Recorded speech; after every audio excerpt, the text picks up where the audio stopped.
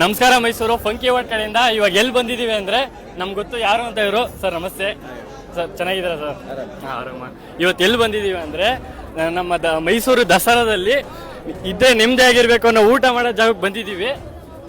ಎಲ್ಲ ಇಷ್ಟನೇ, ಮೈಸೂರಿಗೆ ಯಾರೇ ಬಂದರೂ ನೆಮ್ಮದಿಯಾಗಿ ಊಟ ಮಾಡ್ಬೇಕಂದ್ರೆ ಎಲ್ಲಿ ಬರ್ಬೇಕು ಹೇಳಿ?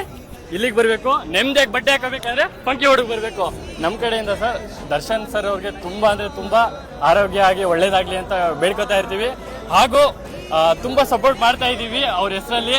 ಯಾಕಂದರೆ ಆ ತಾಯಿ ಚಾಮುಂಡೇಶ್ವರಿ ಅವ್ರಿಗೆ ಇನ್ನೂ ಆಯಸ್ಸು ಆರೋಗ್ಯ ಹಾಗೂ ಮುಂದಿನ ದಿನಗಳಲ್ಲಿ ಇನ್ನೂ ಒಳ್ಳೆ ಕೆಲಸ ಕಾರ್ಯಗಳು ಮಾಡಲಿ ಅಂತ ನಮ್ಮ ಕಡೆಯಿಂದ ಒಂದು ಟೀ ಶರ್ಟ್ ನಿಮಗೆ ಸರ್, ಇದ್ರೆ ನೆಮ್ಮದಿಯಾಗಿರ್ಬೇಕು ಕೊಡಬಹುದು. ಸರಿ.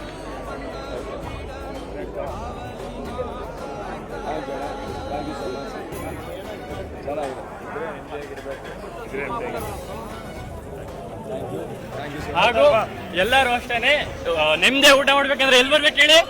ಇಲ್ಲಿಗೆ ಬರ್ಬೇಕು. ನೆಮ್ಮದಿಯಾಗಿ ಬಟ್ಟೆ ಹಾಕ್ಬೇಕು ಅಂದ್ರೆ ಫಂಕಿ ವರ್ಡ್ನ ವಿಸಿಟ್ ಮಾಡಿ. ಥ್ಯಾಂಕ್ ಯು ಬಸ್. ಥ್ಯಾಂಕ್